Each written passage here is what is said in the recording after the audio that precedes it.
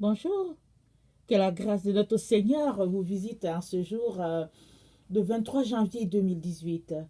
Donc voilà, alors je viens sonner la trompette pour vous dire que notre Seigneur Jésus-Christ est en route.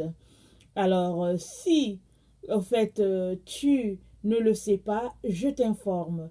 Et si tu le sais, je viens t'encourager à mettre ta vie en règle, à mettre ta vie en ordre, parce que le Seigneur Jésus arrive.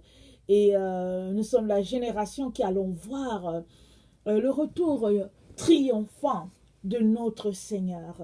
Alors, les signes vont se précipiter, mais nous avons besoin d'être prêts si nous voulons vraiment passer l'éternité dans la présence de notre Dieu. Parce que notre Dieu est saint, et en lui, il n'y a point de péché, il n'y a point d'ombre de variation. Et la Bible dit que recherchez la paix et la sanctification sans laquelle nul ne verra Dieu. Alors, je viens vraiment nous encourager à tenir bon, parce que ce n'est pas facile. Vous savez, la vie en général n'est pas facile, mais la vie chrétienne aussi, elle n'est pas évidente. Alors, elle n'est évidente que pour ceux-là qui ont renoncé de se battre, alors qu'ils disent, Jésus, je t'abandonne tout. Alors, je laisse tout entre tes mains. Alors, cette vie-là, elle est évidente pour ces gens-là. Et sinon, si tu cherches encore à te battre, à résister et tout, tu vas trouver tout simplement que bon, ce n'est pas évident parce qu'au fait, tu cherches à ne pas mourir. Or, la vie chrétienne, c'est pour ceux-là, au fait, qui acceptent de mourir. Alors, je viens ce matin nous encourager à accepter de mourir en Jésus. Amen. Oui, je viens vraiment pour ça. Le Seigneur m'a demandé d'apporter aujourd'hui un message d'encouragement dans nos souffrances. Au fait, vous savez, nul n'aime souffrir. Et du moment qu'on est humain, on n'aime pas souffrir. Ça fait partie de la nature de l'être humain. Parce que le Seigneur Jésus ne nous a pas créés pour souffrir. Dieu ne nous a pas créés pour souffrir. La Bible dit qu'il il a créé les cieux et la terre. Il a dit que la lumière soit et la lumière fut. Il a créé toutes choses. Et puis, au summum de sa création, il a fait l'homme. Il a créé l'homme à son image. Et il les a créés quand il avait déjà tout mis en place pour eux. Alors, il les a mis dans un jardin vraiment glorieux, nanti, de toutes sortes de bonnes choses.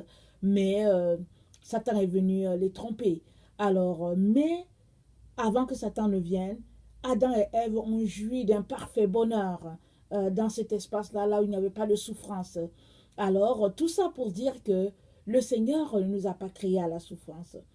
Et puis bon, Satan a voulu cela pour nous.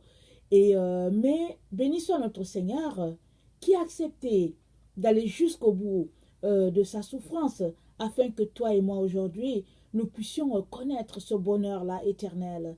Alors, le Seigneur m'amène aujourd'hui à nous encourager, à tenir dans la souffrance parce que le Seigneur m'a dit aujourd'hui que plusieurs de ses enfants l'abandonnent à cause de la souffrance dans laquelle ils se retrouvent quand ils suivent le Seigneur Jésus-Christ.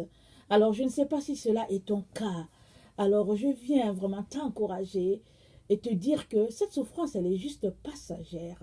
Elle est juste éphémère. Elle va finir par passer. Quand bien même ce serait une souffrance de 50 ans, quand bien même ce serait une souffrance de 60 ans, elle va finir par passer. Qu'est-ce que 60 ans, qu'est-ce que 100 ans devant l'éternité? Donc voilà, alors on a l'exemple de quelqu'un qui a tellement souffert, le livre de Job. Quand tu lis ça, tu te dis, mais est-ce que vraiment, Seigneur, est-ce que ça a existé?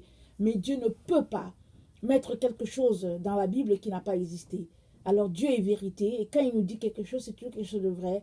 Ça veut dire vraiment que Job a souffert. Il y a quelqu'un sur cette terre qui a tellement souffert, et après on voit tout ce que la Bible dit de lui. Non seulement il a reçu au double de tout ce qu'il a perdu, mais aujourd'hui Job est dans la présence de Dieu.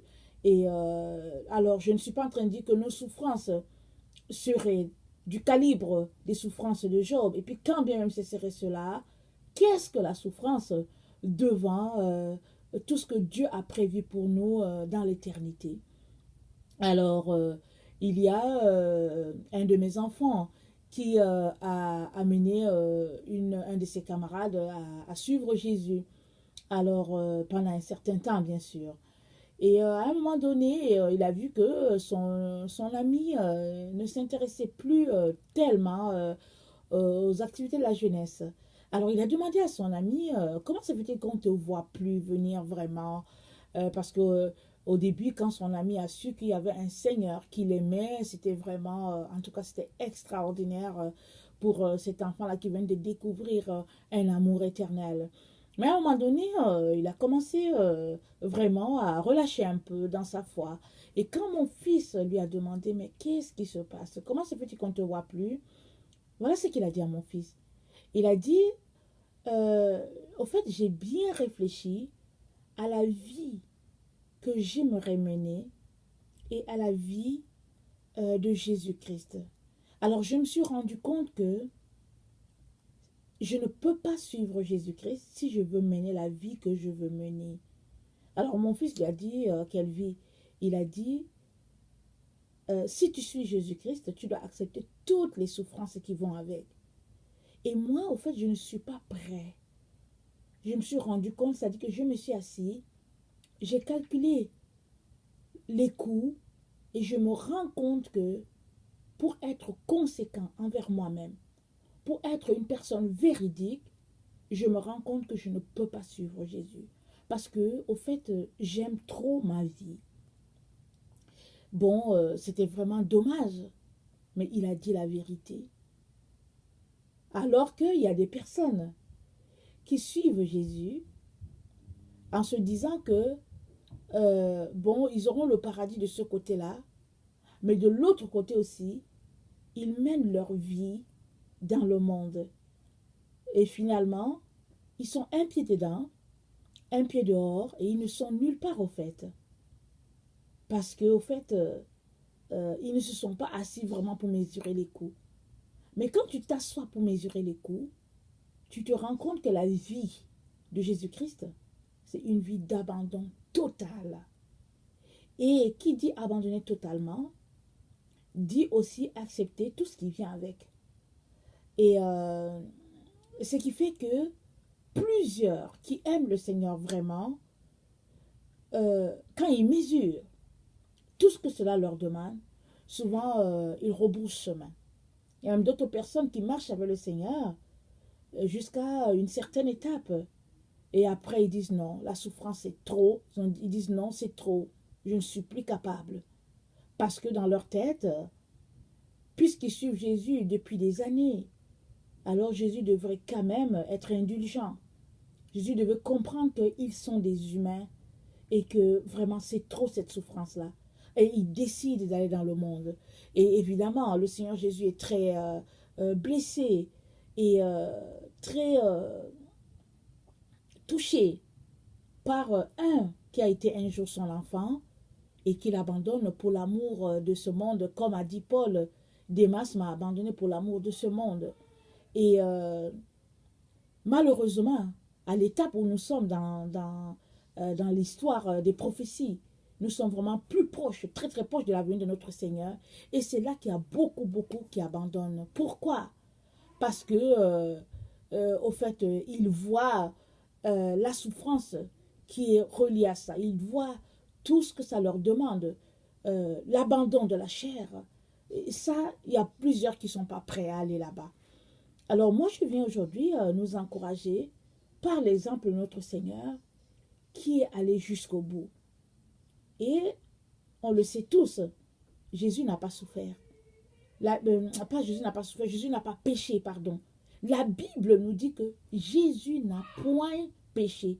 C'est dit dans la bouche duquel il n'a point été trouvé de fraude. Donc Jésus n'a jamais péché. Lui, Dieu, venu sur terre, vivant en homme, il n'a pas péché. Et pourtant, il a accepté de porter tous nos péchés. Et c'est comme ça que il a été traité en malfaiteur, craché, giflé, humilié, bafoué devant Pilate. On l'a chicoté.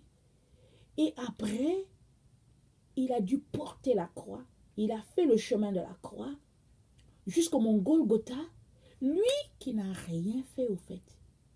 Il l'a fait pour toi et moi, pour que on puisse un jour bénéficier de l'amour de notre Père, de tout ce qu'il a préparé pour nous.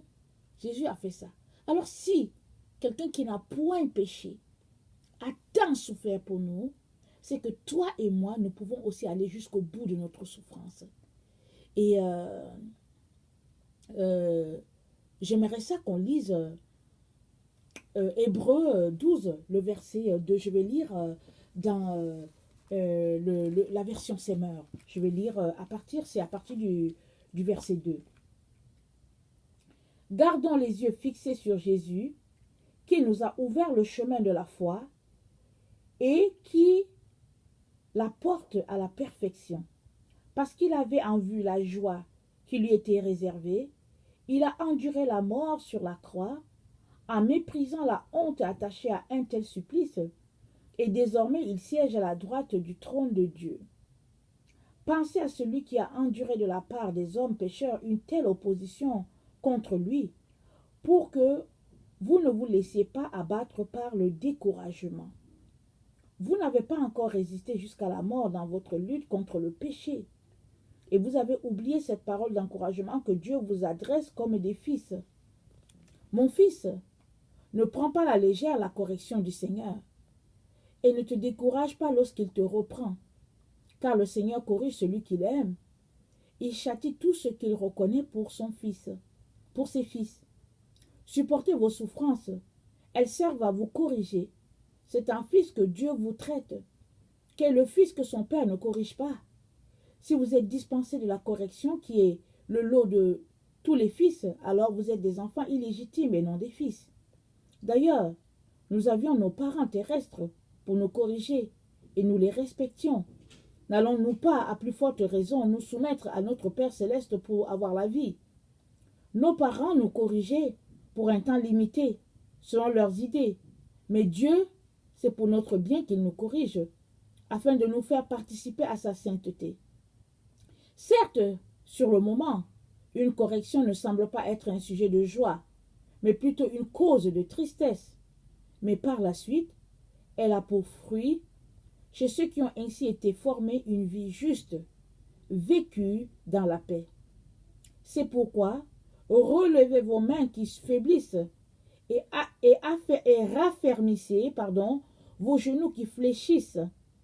Faites-vous des pistes droites pour votre course, afin que le pied qui boite ne se démette pas complètement, mais qu'il guérisse plutôt. Faites tous vos efforts pour être en paix avec tout le monde et pour mener une vie de plus en plus sainte, sans laquelle nul ne verra le Seigneur. Veillez à ce que personne ne passe à côté de la grâce de Dieu, qu'aucune racine d'amertume ne pousse et ne cause du trouble en empoisonnant plusieurs d'entre vous. Donc voilà, j'ai lu Hébreux 12, le verset 2 au verset 15. Alors, celui qui a écrit Hébreux nous parle ici de l'exemple du Seigneur qui a enduré tout jusqu'à la croix. Lui, il n'a pas péché. Et il nous encourage à rechercher la paix et la sanctification, sans laquelle nul ne verra Dieu. Mais avant de parler de ce verset-là, il a parlé comment nos souffrances nous amenaient à la sanctification, nous amenaient à la perfection. Maintenant, quelqu'un peut dire que, mais comment est-ce que mes souffrances peuvent-ils m'amener à la sanctification? Au fait, les souffrances t'amènent à la sanctification dans le sens que tu viens dans la présence de Dieu, tu ne comprends pas pourquoi tu vis certaines choses, tu viens prier, tu viens demander au Seigneur sa clémence, tu viens supplier, lui demandant d'ôter cela, de te faire grâce. Et dans ce geste-là que tu fais, venant toujours devant le Père, pour prier, pour demander pardon, pour supplier, au fait, la chair est abandonnée. Et puis maintenant, la place est à l'esprit parce que la place est faite plus à l'Esprit de Dieu, au Seigneur Jésus-Christ en toi. Et maintenant, tu peux dire que, mais au fait, est-ce que par exemple, j'ai la migraine parce que je fais des péchés? C'est pas forcément que tu fais des péchés. La migraine, au fait, c'est la conséquence de la maladie. La maladie, c'est quelque chose que Jésus a porté sur la croix. Alors, tu n'as pas la migraine parce que tu as péché et puis que là, tu es puni. Mais la migraine, c'est une conséquence des péchés, de ce qui a été acquis avec la chute de l'homme. Alors, euh, venir devant le Père, prier, supporter, demander pardon, clémence, tout cela fait que tu déposes ta migraine au pied de la croix et tu prends la guérison que Jésus dit, parce que Jésus te dit qu'il t'a guéri. Et c'est de l'accepter par la foi et de vivre en confessant que oui Seigneur, je prends ma guérison, je prends ma restauration. Et dans ce processus-là que tu fais, au fait, tu viens, tu demandes Seigneur, tu dis Seigneur, je ne sais pas, est-ce qu'il y a des péchés dans ma vie? Et pendant que tu es là, devant le Seigneur, en train de prier pour la guérison, l'Esprit Saint peut te montrer, par exemple, que oui, à tel endroit, par exemple, tu t'es moqué de telle personne, tu peux venir demander pardon.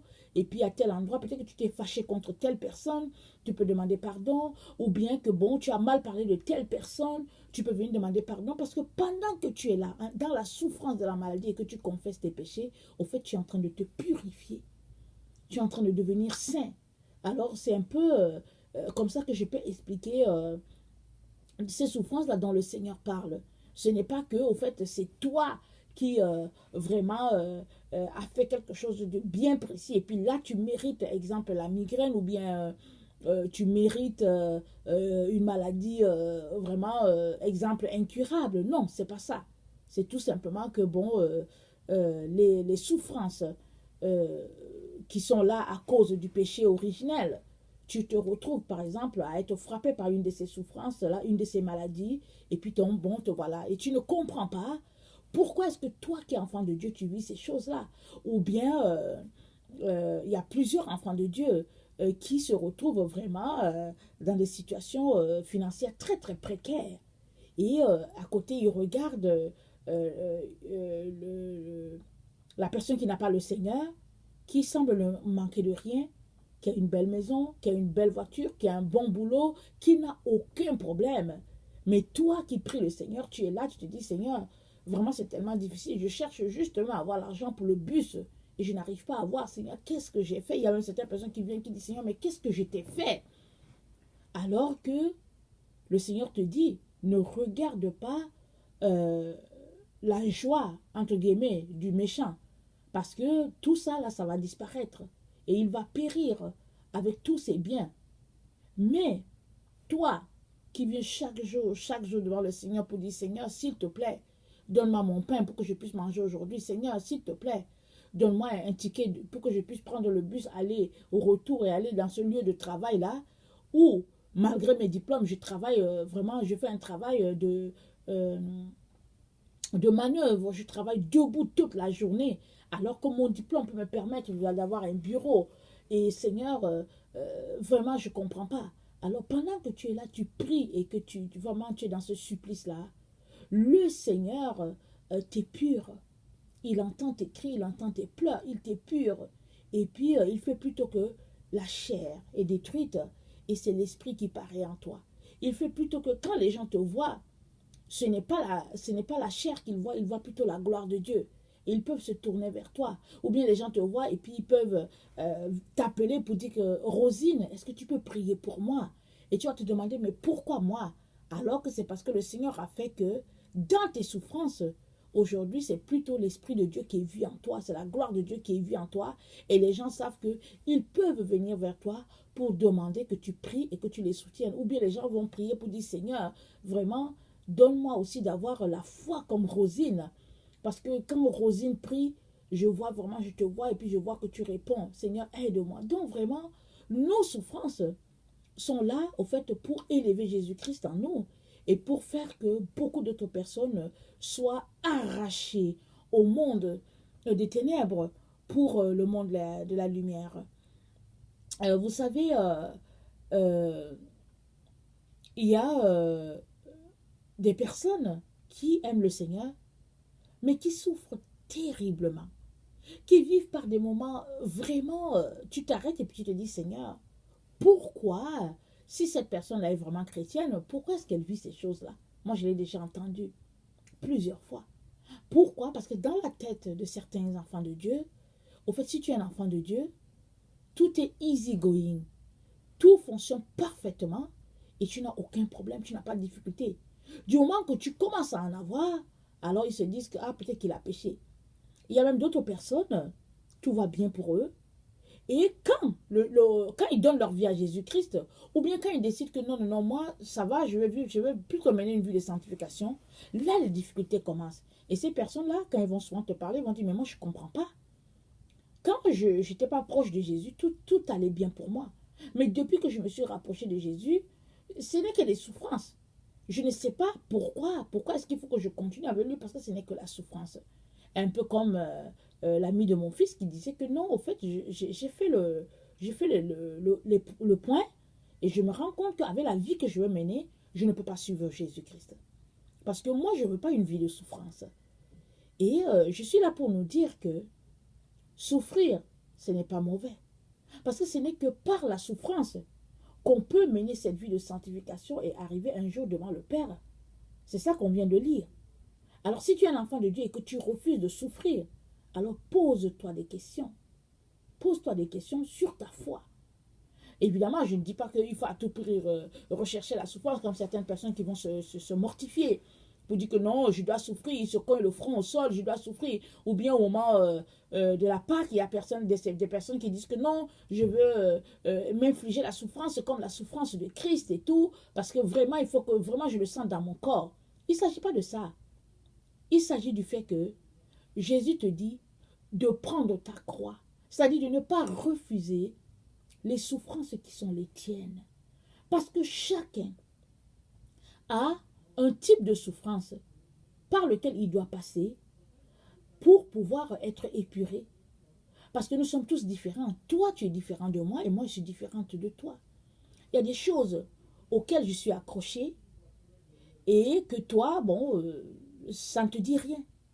De telle sorte que le Seigneur, s'il me donnait ce que tu vivais, par exemple, ça n'allait rien me dire. Et puis, si tu te donnais ce que moi je vivais, ça n'allait rien te dire parce qu'on n'est pas appelé à passer par les mêmes types de souffrances.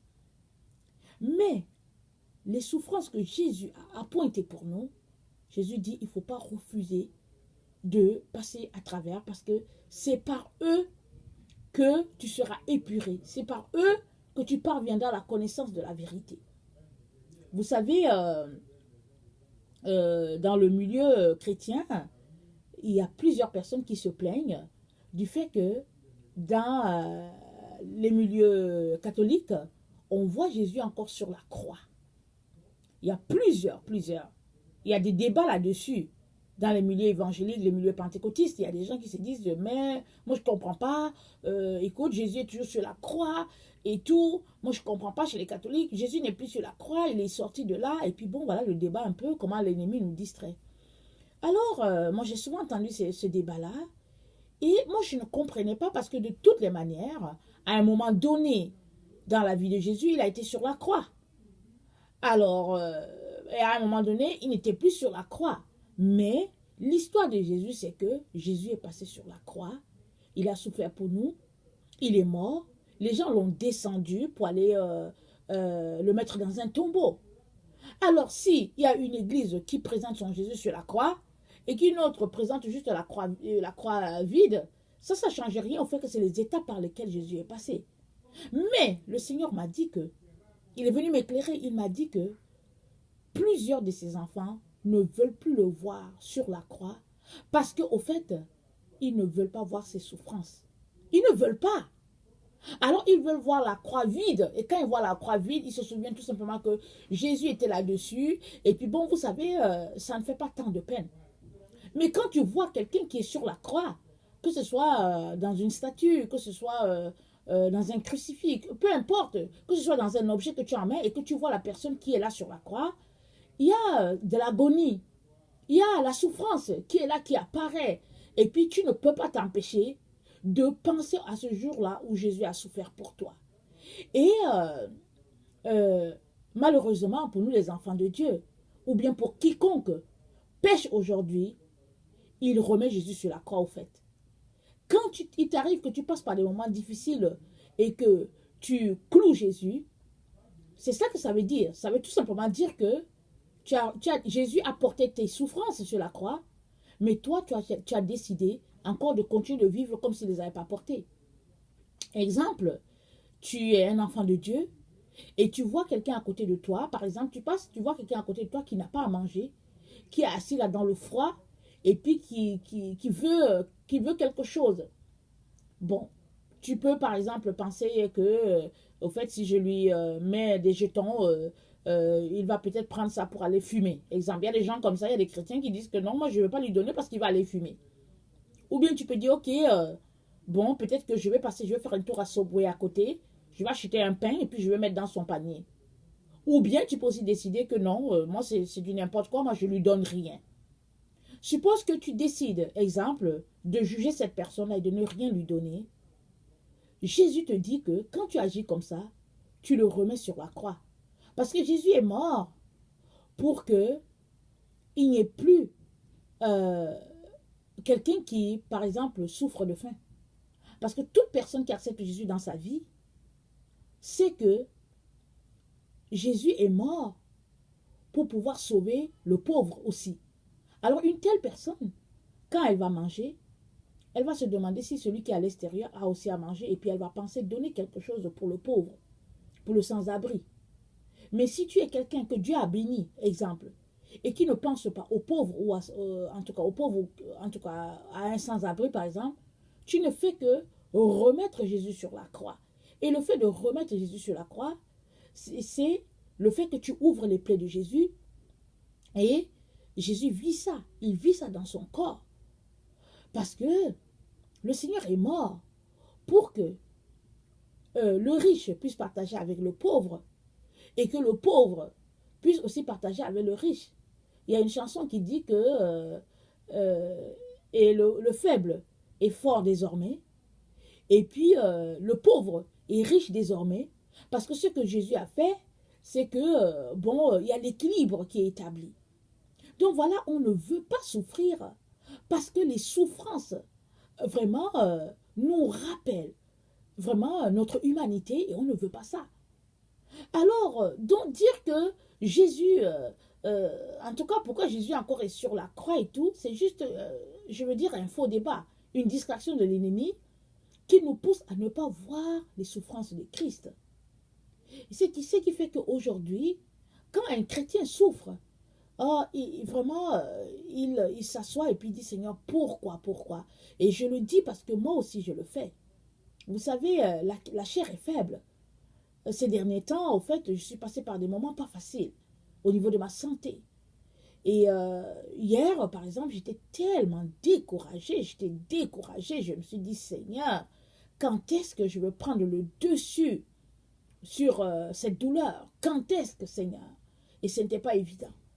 Et souvent, quand on est dans ces moments de souffrance-là, vraiment, on a des pensées, en tout cas très lointaines. Et souvent même, pour certaines personnes, ils se disent, Seigneur, viens me chercher, parce que trop, c'est trop. Parce que quelqu'un qui pense ça, qui dit, Seigneur, ma souffrance est trop, viens me chercher, c'est quelqu'un qui est sur le point de laisser tomber tout, qui dit, non, Seigneur, j'en peux plus. Et une telle personne, c'est une personne qui n'est plus prête à aller chercher tous les autres que le Seigneur a mis sur son chemin pour qu'il les amène à lui.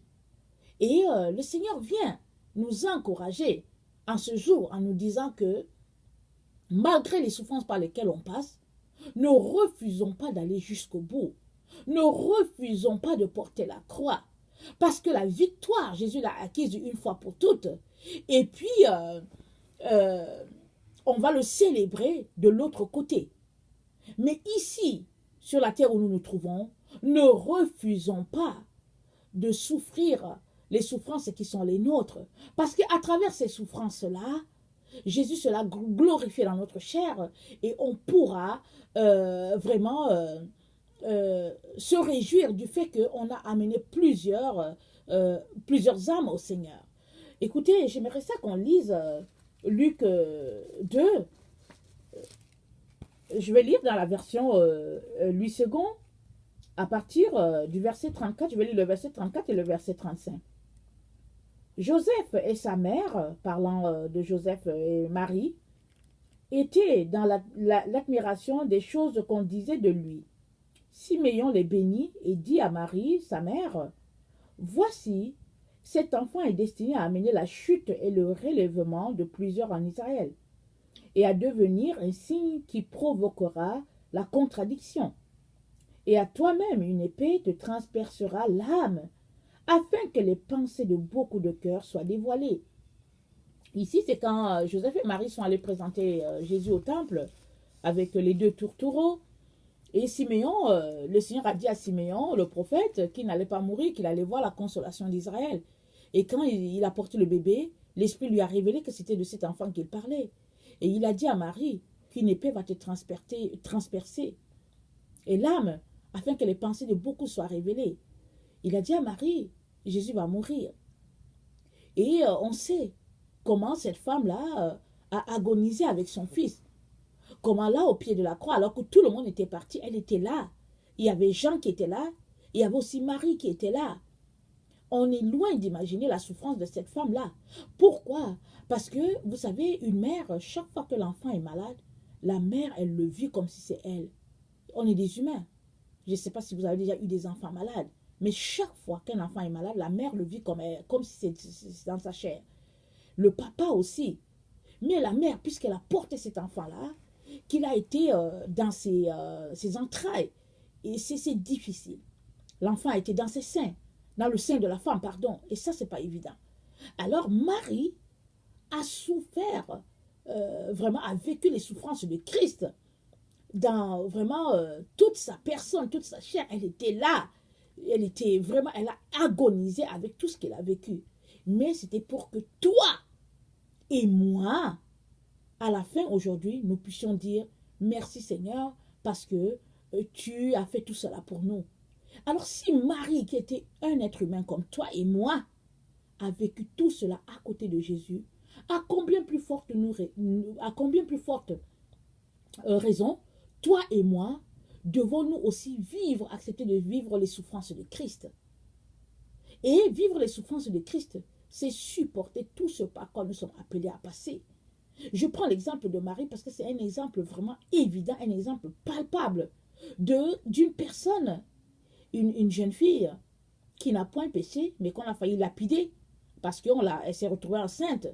Donc vous voyez, elle a porté déjà cette souffrance-là depuis sa jeunesse, parce que c'est à elle que l'ange lui a dit, une faveur t'a été faite, c'est toi qui as porté le sauveur du monde. Et les gens ont imaginé toutes sortes d'histoires, parce que même Joseph a voulu l'abandonner, mais l'ange a apparu à Joseph pour dire, ne fais pas ça, elle n'a rien fait. Mais c'est le sauveur du monde que je veux que vous puissiez encadrer, comme parents. Et puis, donc Marie allait jusqu'au bout, la Bible dit qu'elle passait toutes choses dans son cœur. Et Siméon lui dit, une épée va te transpercer l'âme, afin que le cœur de plusieurs, les pensées de beaucoup de cœurs soient révélées. Et puis, elle a accepté, elle a porté. Et aujourd'hui, nous qui, au fait, nous arrêtons, nous demandons, ah, vraiment c'est difficile, je me demande bien si ça vaut la peine de continuer, et réfléchissons. Parce qu'aujourd'hui, bon, Marie, ça fait des siècles qu'elle est dans la présence de Dieu. Même si aujourd'hui, des gens sont en train de la vénérer, parce qu'elle est inhumaine, on ne doit pas la vénérer. Mais elle a accepté de passer par la souffrance qui est la sienne, elle allait jusqu'au bout. Aussi, le Seigneur nous demande de ne pas refuser de vivre la souffrance qui est la nôtre. Même si on a l'impression qu'on ne va pas y arriver, le Seigneur va venir nous aider. Et aussi, c'est vrai qu'on a des frères et des sœurs à côté de nous. Et souvent, quand on souffre beaucoup, on aime appeler les gens à côté pour dire pardon, prie pour moi. Ce n'est pas mauvais. Mais j'aimerais nous encourager à aller plus devant le Seigneur. Oui, vous pouvez appeler les gens, prie pour moi, mais que cela ne vous décharge pas de ce que vous êtes appelé à faire, c'est-à-dire d'aller devant le Seigneur pour prier, pleurer devant lui. Et il va vous apporter de la consolation. Et dans votre moment de douleur, le Seigneur va vous révéler plusieurs choses. Le chemin qui est le vôtre. Vous savez, je profite de ça pour vous partager quelque chose que j'avais vécu. J'étais vraiment à bout. Je vous ai déjà partagé dans une de mes vidéos comment le Seigneur m'a permis de passer par plusieurs grossesses, dont en fait, j'ai beaucoup d'enfants. Et le Seigneur m'a permis, et vous savez, ce n'est pas évident, surtout dans notre siècle, ce n'est pas évident, parce qu'on prône la limitation des grossesses. Mais en Occident, ce n'est pas évident non plus, parce que tu n'as pas quelqu'un vraiment là pour t'aider. Et puis, moi, j'ai porté les grossesses très, très rapprochées. Et puis, bon, il y avait les gens, vous savez, les gens parlent toujours. Hein. Donc, que ce soit les chrétiens ou pas, les gens vont toujours parler, ils vont te ridiculiser, ils vont se moquer de toi, ils vont te prendre pour une folle et toutes sortes d'histoires. Donc, à un certain moment, j'en pouvais tout simplement plus parce que c'était vraiment beaucoup. Et puis, je passais par d'autres choses qui étaient vraiment très compliquées. Et vraiment, j'en pouvais plus. Et dans ce moment de souffrance, j'ai été visitée par le Seigneur. Mais j'ai été visitée aussi par Marie. Le Seigneur était là, Marie aussi était là. Et vous savez, quand c'est Marie seule qui te visite, tu fuis, tu te dis que non, non, non, ça c'est un démon. Mais quand les deux sont là, tu vois vraiment la gloire de Dieu. Et Marie est venue et elle m'a donné un message vraiment poignant qui m'a aidé tout au long de ma vie jusqu'à aujourd'hui. Elle m'a dit, regarde, je n'ai pas refusé de porter les souffrances qui étaient les miennes pour que aujourd'hui, toi, tu puisses être appelé enfant de Dieu. J'ai accepté de porter le Messie, le Sauveur du monde, pour que toi et moi, c'est-à-dire Marie me parlait, toi et moi, Ursule, toi et moi, qu'aujourd'hui nous puissions être appelés enfants de Dieu et que nous puissions avoir cette grâce-là d'avoir la vie éternelle. Elle dit, je n'ai pas refusé. Malgré toutes les souffrances qui étaient les miennes, je n'ai pas refusé. Elle m'a dit, toi Ursule, ne refuse pas de passer par les souffrances qui sont les tiennes. Que les moqueries des gens, les injures des gens, les difficultés de ta vie, tout ce que tu vis, ne t'empêche pas d'aller jusqu'au bout des souffrances qui sont les tiennes. Parce que la victoire, c'est au bout. Et après cela, elle m'a demandé d'enlever les écailles de mes yeux. D'enlever les écailles.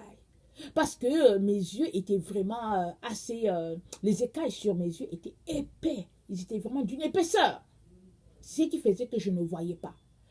Parce qu'en ce temps, j'étais omnibulée par les pensées des autres, les pensées du monde, et puis tout cela qui était autour de moi, la pression était forte pour que je fasse comme tout le monde.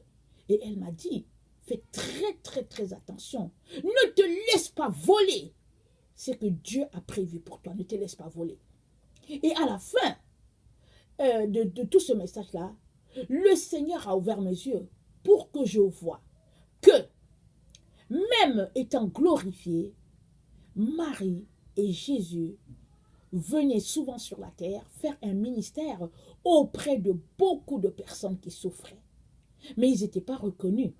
C'est-à-dire, ils viennent sur la terre souvent.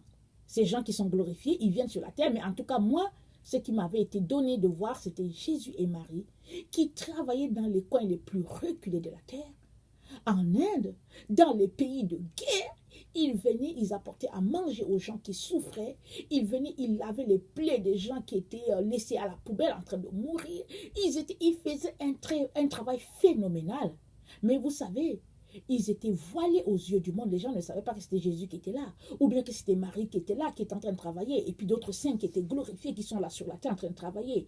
Et tout ça là, ils font ça pourquoi? Parce que, au fait, il y a une personne qui a accepté de porter le sauveur du monde. Marie a accepté. Aujourd'hui, au fait, elle fait tout ça. Elle est en train de faire tout ce travail, cette grâce-là, de venir pourvoir aux besoins de certaines personnes. Elle fait tout ça parce que, vraiment, au moment où elle devait répondre oui, elle n'a pas refusé. Elle a dit oui. Et elle a accepté de passer par là, de porter sa croix. Alors, vous pouvez imaginer cette femme-là, sur cette terre, vivant tout ce qu'elle a vécu. Vous pouvez l'imaginer pleurant derrière la croix de ce fils-là qui n'a rien fait parce que Marie a porté Jésus. Elle savait que c'est le sauveur du monde. Elle savait que ce gars-là était d'une pureté. Ce gars-là était Dieu. Elle savait tout. Vous pouvez imaginer ce que cette femme-là a vécu ce jour-là. Est-ce que vous pouvez imaginer vraiment la douleur de celle-là qui vraiment ne comprenaient pas. On ne peut pas imaginer ce que cette femme-là a vécu. Comment elle s'est levée encore tôt avec Salomé et puis je pense Marie de Magdala pour aller oindre ce corps-là. Et c'est comme ça que Jésus leur est apparu. Parce que vous pouvez imaginer, vraiment, regardez, la souffrance était trop. Mais elle n'a pas refusé. Alors, chers frères, chères sœurs, vous savez quoi?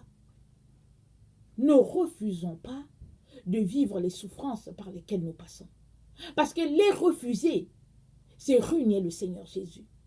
Et toutes ces souffrances-là, comme on vient de lire, c'est comme un père qui nous châtie pour enlever de nous tout ce qui est charnel et faire que vraiment on puisse vraiment être revêtu de tout ce qui est spirituel.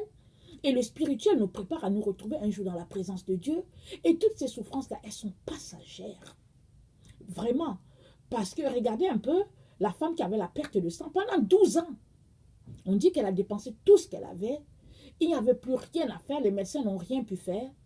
Finalement, dans un effort, elle a juste dit, si elle pouvait juste toucher le pan de la robe, elle serait guérie. Et alléluia, elle a été guérie. Mais cette femme-là, elle avait fait tous, elle a épuisé tous ses efforts. Et le Seigneur, la force de guérison est sortie du pan de la robe du Seigneur Jésus et puis ça l'a guéri. Mais il a fallu que notre Sauveur, vous savez, porte nos souffrances. Comme c'est dit dans Ésaïe 53, que il a porté nos fautes. Il a porté nos meurtres par les et puis on a été guéri, pardon, par ces meurtrissures. Et Jésus a accepté de faire ça pour que toi et moi aujourd'hui nous puissions avoir la vie éternelle. Mais cela ne nous garantit pas des souffrances de ce monde. Alors qu'est-ce que la souffrance de ce monde par rapport à toute la gloire à venir, nous dit la parole de Dieu? Alors je viens vraiment nous encourager à ne pas nous laisser voler vraiment ce salut-là que Dieu nous a réservé. Que la souffrance qui est devant nous ne nous empêche pas d'aller jusqu'au bout. Voilà, je viens encore nous rappeler que le Seigneur Jésus-Christ arrive bientôt. Nous sommes dans les temps qui marquent la venue de notre Seigneur et faisons tout pour mettre notre vie en règle. Oui, dépouillons-nous des œuvres de la chair, revêtons-nous des œuvres de l'esprit et menons une vie de repentance parce que notre Seigneur arrive et il vient chercher une église pure, sans tache ni ride, ni rien de semblable. Dépouillons-nous, s'il vous plaît. Maintenant, si tu es quelqu'un qui ne connaît pas le Seigneur Jésus, je viens aussi te dire que Jésus est mort pour toi aussi. Ne te laisse pas tromper par toutes ces religions-là qui te disent que une autre religion peut te sauver, un autre prophète peut te sauver, parce qu'au fait, il n'y en a pas. Le salut est en une seule personne, et le salut est dans la personne de Jésus. Si tu as Jésus-Christ, tu as la vie. Si tu n'as pas Jésus-Christ, tu as la mort éternelle. Si tu as Jésus-Christ, tu as le paradis. Si tu n'as pas Jésus-Christ, tu as l'enfer. Alors je viens t'encourager à accepter vraiment Jésus-Christ dans ta vie, afin que tu puisses vivre cette vie glorieuse-là qui est réservée à tous ceux-là qui ont fait de Jésus-Christ leur Seigneur. Que les souffrances par lesquelles peut-être tu seras appelé à passer ne t'empêchent pas de faire de Jésus-Christ ton Seigneur et ton Maître. Soyez bénis et tenez bon jusqu'à ce que le Seigneur vienne vraiment nous ravir de ce monde. Que le Seigneur vous renouvelle et qu'il vous fortifie. Merci.